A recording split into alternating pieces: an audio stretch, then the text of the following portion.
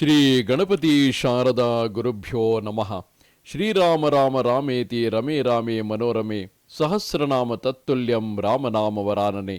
ಶ್ರೋತೃಗಳಿಗೆ ಶ್ರೀಮದ್ ವಾಲ್ಮೀಕಿ ರಾಮಾಯಣದ ಅಯೋಧ್ಯ ಕಾಂಡದಲ್ಲಿ ಸೀತಾ ಲಕ್ಷ್ಮಣರೊಡನೆ ಶ್ರೀರಾಮನು ತಮಸಾ ನದಿಯ ತೀರದಲ್ಲಿ ಬಿಡಾರ ಮಾಡಿದುದು, ತಂದೆ ತಾಯಿಗಳ ಮತ್ತು ಅಯೋಧ್ಯೆಯ ವಿಷಯವಾಗಿ ಚಿಂತಿಸಿದುದು, ಅಯೋಧ್ಯಾವಾಸಿಗಳು ಮಲಗಿರುವಾಗ ಅವರನ್ನು ಬಿಟ್ಟು ಕಾಡಿಗೆ ಪ್ರಯಾಣ ಮಾಡಿದುದು ಎಂಬ 46ನೆಯ ಸರ್ಗಕ್ಕೆ ಸ್ವಾಗತ. ತತಸ್ತು ತಮಸಾ ತೀರಂ ರಮ್ಯಮಾಶ್ರಿತ್ಯ ರಾಘವಃ ಸೀತಾಮುದ್ವೀಕ್ಷ್ಯ ಸೌಮಿತ್ರಿಮಿದಂ ವಚನಮಬ್ರವೀತ್. ರಾಘವನು ರಮ್ಯವಾಗಿದ್ದ ತಮಸಾ ನದಿಯ ತೀರವನ್ನು ಸೇರಿದ ನಂತರ ಸೀತೆಯನ್ನೊಮ್ಮೆ ನೋಡಿ ಲಕ್ಷ್ಮಣನಿಗೆ ಹೇಳಿದನು, ಲಕ್ಷ್ಮಣ, ಅರಣ್ಯಕ್ಕೆ ಹೊರಟಿರುವ ನಮಗೆ ಇದು ಮೊದಲನೆಯ ರಾತ್ರಿಯಾಗಿದೆ. ನಿನಗೆ ಮಂಗಳವಾಗಲಿ. ನಿರ್ಜನವಾದ ಈ ಅರಣ್ಯವನ್ನು ನೋಡಿ ನೀನು ತವಕ ಪಡುವ ಕಾರಣವಿಲ್ಲ. ಗೂಡುಗಳನ್ನು ಸೇರಿಕೊಳ್ಳುತ್ತಿರುವ ಮೃಗ ಪಕ್ಷಿಗಳಿಂದ ತುಂಬಿ ಹೋಗಿರುವ ಅರಣ್ಯಗಳು ನಮ್ಮ ಸುತ್ತಲೂ ರೋದನ ಮಾಡುತ್ತಿವೆಯೋ ಎಂಬಂತೆ ಕಾಣುತ್ತಿವೆ.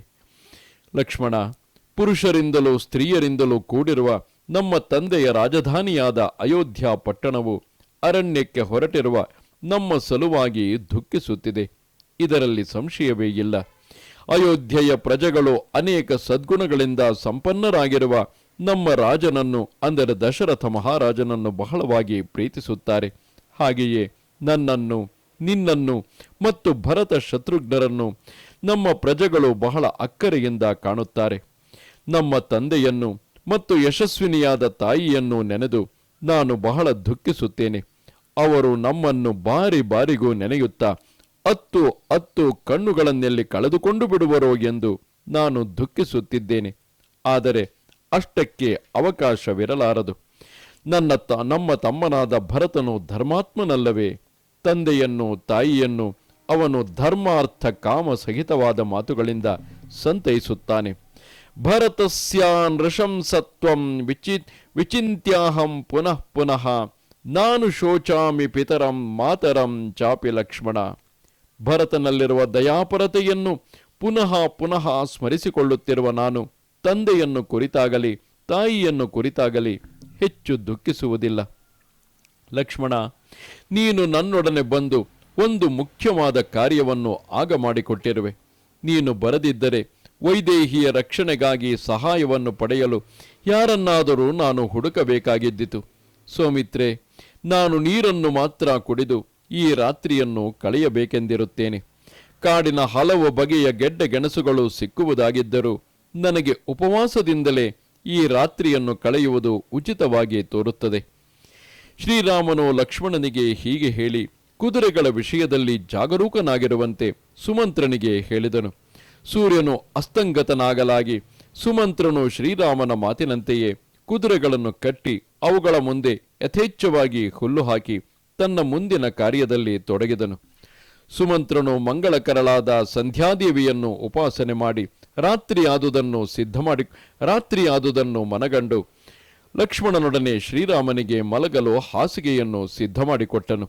ತಮಸಾ ನದಿಯ ತೀರದಲ್ಲಿ ಸುಮಂತ್ರನು ಲಕ್ಷ್ಮಣನೊಡಗೂಡಿ ಮರದ ಚಿಗುರೆಲೆಗಳಿಂದ ನಿರ್ಮಿಸಿದ್ದ ಆ ಹಾಸಿಗೆಯಲ್ಲಿ ಶ್ರೀರಾಮನು ಸೀತಾದೇವಿಯೊಡನೆ ಪವಡಿಸಿದನು.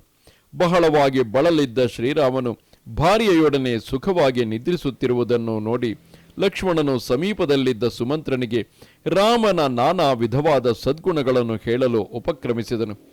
ತಮಸಾ ನದಿಯ ತೀರದಲ್ಲಿ ಸೂತನಿಗೆ ಲಕ್ಷ್ಮಣನು ಶ್ರೀರಾಮನ ಗುಣಗಳನ್ನು ವರ್ಣಿಸಿ ಹೇಳುತ್ತಿದ್ದಂತೆಯೇ ಸೂರ್ಯನು ಉದಯಿಸುವ ಸೂಚನೆಗಳು ಕಂಡುಬಂದವು. ಹೀಗೆ ಆ ರಾತ್ರಿಯನ್ನು ಲಕ್ಷ್ಮಣನು ಜಾಗರಣೆಯಿಂದಲೇ ಕಳೆದನು.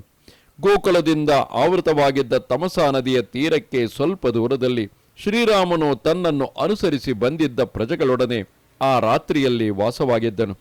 ಮಹಾ ತೇಜಸ್ವಿಯಾದ ಶ್ರೀರಾಮನು ಬ್ರಾಹ್ಮಿ ಮುಹೂರ್ತದಲ್ಲೆದ್ದು ಸುತ್ತಲೂ ಮಲಗಿದ್ದ ಪ್ರಜೆಗಳನ್ನು ನೋಡಿ ಪುಣ್ಯ ಲಕ್ಷಣಯುಕ್ತನಾದ ಲಕ್ಷ್ಮಣನಿಗೆ ಹೇಳಿದನು, ಲಕ್ಷ್ಮಣ, ತಮ್ಮ ಮನೆಗಳ ವಿಷಯದಲ್ಲಿಯೂ ನಿರಾಸಕ್ತರಾಗಿ ನಮ್ಮಲ್ಲಿಯೇ ಹೆಚ್ಚಿನ ಪ್ರೀತಿಯಿಂದ ನಮ್ಮನ್ನು ಅನುಸರಿಸಿ ಬಂದು ಮರಗಳ ಬುಡದಲ್ಲಿ ಮಲಗಿ ನಿದ್ರಿಸುತ್ತಿರುವ ಈ ನಮ್ಮ ಪ್ರಜೆಗಳನ್ನು ನೋಡು.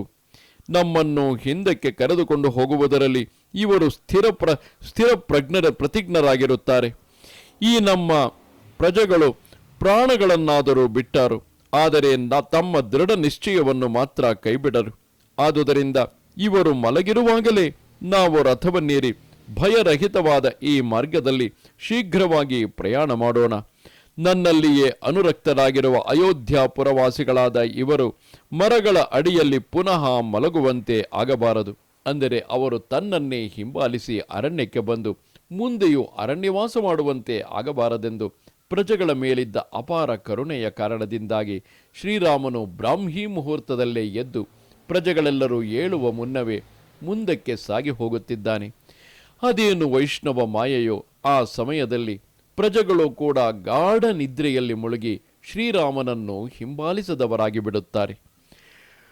ಪೌರಾಹ್ಯಾತ್ಮಕೃತ ದುಃಖ ದ್ವಿಪ್ರಮೋಕ್ಷ್ಯ ನೃಪಾತ್ಮಜೈಹಿ ನತು ಖಲ್ವಾತ್ಮನ ಯೋಜ್ಯ ದುಃಖೇನ ಪುರವಾಸಿನಃ. ರಾಜಕುಮಾರರು ಪಟ್ಟಣಿಗರನ್ನು ದೈವಿಕವಾದ, ಅಂದರೆ ಕ್ಷಾಮ ಡಾಮರಾದಿಗಳು ಅಥವಾ ತಾವಾಗಿಯೇ ಉಂಟು ಮಾಡಿಕೊಂಡ ರೋಗ ರುಜಿನಾದಿಗಳ ದುಃಖಗಳಿಂದ ಪಾರು ಮಾಡಬೇಕು. ಆದರೆ ದೈವಯೋಗದಿಂದ ರಾಜನಿಗೇ ದುಃಖ ಉಂಟಾದಲ್ಲಿ ಆ ದುಃಖವನ್ನು ಎಂದಿಗೂ ರಾಜನಾದವನು ಪ್ರಜೆಗಳಿಗೆ ಹಂಚಬಾರದು. ಅದನ್ನು ತಾನೊಬ್ಬನೇ ಅನುಭವಿಸಬೇಕು. ಶ್ರೀರಾಮನ ಈ ಮಾತನ್ನು ಕೇಳಿ ಲಕ್ಷ್ಮಣನು ಸಾಕ್ಷಾತ್ ಧರ್ಮಮೂರ್ತಿಯಂತೆಯೇ ಇದ್ದ ರಾಮನಿಗೆ ಹೇಳಿದನು, ರೋಚತೆ ಮೇ ತಥಾ ಪ್ರಾಜ್ಞ ಕ್ಷಿಪ್ರಮಾರುಹ್ಯತಾಮಿತಿ. ಪ್ರಾಜ್ಞನೆ, ನನಗೂ ಅದೇ ಉಚಿತವಾಗಿ ಕಾಣುತ್ತದೆ. ಕೂಡಲೇ ರಥವನ್ನು ಹತ್ತು. ಗಮನಿಸಿ, ರಾಜನಾದವನು ಎಂದಿಗೂ ತನ್ನ ಸಮಸ್ಯೆಯನ್ನು ಪ್ರಜೆಗಳಿಗೆ ಹಂಚಬಾರದು. ತನ್ನ ಸಮಸ್ಯೆಯನ್ನು ತಾನೇ ಅನುಭವಿಸಬೇಕು. ಆದರೆ ಪ್ರಜೆಗಳೆಲ್ಲರ ಸಮಸ್ಯೆಯನ್ನು ತನ್ನ ಸಮಸ್ಯೆ ಎಂದುಕೊಂಡು ಪ್ರಜೆಗಳೆಲ್ಲರ ಸಮಸ್ಯೆಯನ್ನು ತಂದೆಯಂತೆ, ತಂದೆ ಮಕ್ಕಳನ್ನು ಕಾಪಾಡುವಂತೆ ಕಾಪಾಡಬೇಕು. ಬಳಿಕ ಶ್ರೀರಾಮನು ಸುಮಂತ್ರನಿಗೆ, ಸುಮಂತ್ರ, ಕುದುರೆಗಳನ್ನು ಶೀಘ್ರವಾಗಿ ರಥಕ್ಕೆ ಹೂಡು. ಇಲ್ಲಿಂದ ಮುಂದೆ ಶೀಘ್ರವಾಗಿ ಹೋಗು. ಯಾವ ಆತಂಕವೂ ಇಲ್ಲದೆ ಕಾಡಿಗೆ ಹೋಗುತ್ತೇನೆ ಎಂದು ತಿಳಿಸಿದನು. ಒಡನೆಯೇ ಸೂತನು ತ್ವರೆಯಿಂದ ರಥಕ್ಕೆ ಕುದುರೆಗಳನ್ನು ಕಟ್ಟಿ ಪ್ರಯಾಣಕ್ಕೆ ಸಜ್ಜುಗೊಳಿಸಿ ಕೈ ಮುಗಿದುಕೊಂಡು ರಾಘವನಿಗೆ ಹೇಳಿದನು, ಮಹಾಬಾಹುವೆ, ರಥಿಗಳಲ್ಲಿ ಶ್ರೇಷ್ಠನಾದವನೇ, ರಥಕ್ಕೆ ಕುದುರೆಗಳನ್ನು ಕಟ್ಟಿ ರಥವನ್ನು ಪ್ರಯಾಣಕ್ಕೆ ಸಜ್ಜುಗೊಳಿಸಲಾಗಿದೆ. ಸೀತಾ ಲಕ್ಷ್ಮಣರೊಡನೆ ಶೀಘ್ರವಾಗಿ ರಥದಲ್ಲಿ ಕುಳಿತುಕೋ. ಶ್ರೀರಾಮನು ಸುಮಂತ್ರನ ಮಾತಿನಂತೆ ಸೀತಾ ಲಕ್ಷ್ಮಣರೊಡನೆ ರಥದಲ್ಲಿ ಕುಳಿತು ರಭಸದಿಂದ ಪ್ರವಹಿಸುತ್ತಿದ್ದ ಸುಳಿಗಳಿಂದ ಯುಕ್ತವಾಗಿದ್ದ ತಮಸಾ ನದಿಯನ್ನು ದಾಟಿದನು. ಹೀಗೆ ತಮಸಾ ನದಿಯನ್ನು ದಾಟಿದ ನಂತರ ಶ್ರೀಮಂತನಾದ ಮಹಾಬಾಹುವಾದ ಶ್ರೀರಾಮನು ರಥದಿಂದ ಇಳಿದು ಮಂಗಳಕರವಾಗಿಯೂ ಮುಳ್ಳುಗಳಿಲ್ಲದೆಯೂ ಪೀಡಾರಹಿತವಾಗಿಯೂ ದುಷ್ಟ ಪ್ರಾಣಿಗಳ ಭಯದಿಂದ ಭಯಪಡುವವರಿಗೆ ಅಭಯಪ್ರದವಾಗಿಯೂ ಇದ್ದ ಹೆದ್ದಾರಿಯನ್ನು ಸೇರಿದನು. ತನ್ನನ್ನು ಅನುಸರಿಸಿ ಬಂದಿರುವ ಪಟ್ಟಣಿಗರಿಗೆ ಭ್ರಾಂತಿಯನ್ನು ಉಂಟುಮಾಡುವ ಸಲುವಾಗಿ ಶ್ರೀರಾಮನು ಸುಮಂತ್ರನಿಗೆ ಹೇಳಿದನು, ಸಾರಥಿಯೇ, ನೀನು ರಥದಲ್ಲಿ ಕುಳಿತು ಉತ್ತರಾಭಿಮುಖವಾಗಿ ಪ್ರಯಾಣ ಮಾಡು. ನೆನಪಿರಲಿ, ಅಯೋಧ್ಯೆಯಿಂದ ಅವರು ಗಂಗೆಯ ದಿಕ್ಕಿಗೆ, ಅಂದರೆ ದಕ್ಷಿಣ ದಿಕ್ಕಿಗೆ ಹೊರಟಿರುವರು. ಅಲ್ಲಿಂದ ರಥವು ಉತ್ತರ ದಿಕ್ಕಿಗೆ ತಿರುಗಿದುದಾಗಿ ರಥಚಕ್ರದ ಗುರುತೇನಾದರೂ ಮೂಡಿದರೆ ಆಗ ಅಯೋಧ್ಯಾವಾಸಿಗಳು ಭ್ರಾಂತರಾಗುವುದು ಸಹಜವಲ್ಲವೇ? ರಥದಲ್ಲಿ ತಿರುಗಿ ಅಯೋಧ್ಯೆಗೆ ಹೋಗಿಬಿಟ್ಟರೆ ಎಂದು.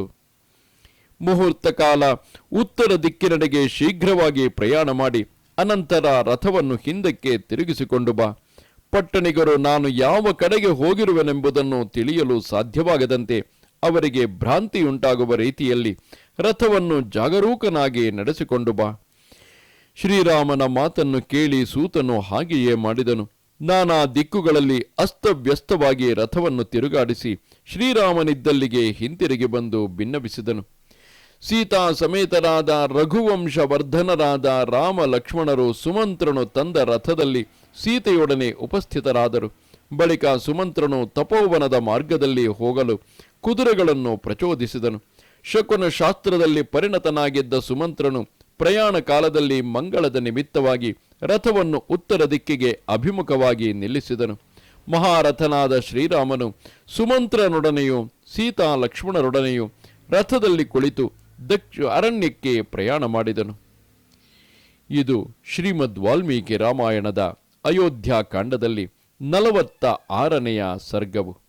ನಮಸ್ತೆ ಶಾರದೆ ದೇವಿ ಕಾಶ್ಮೀರ ಪುರವಾಸಿನಿ ತ್ವಾಮಹಂ ಪ್ರಾರ್ಥಗೆ ನಿತ್ಯಂ ವಿದ್ಯಾದಾನಂಚ ದೇಹಿಮೆ.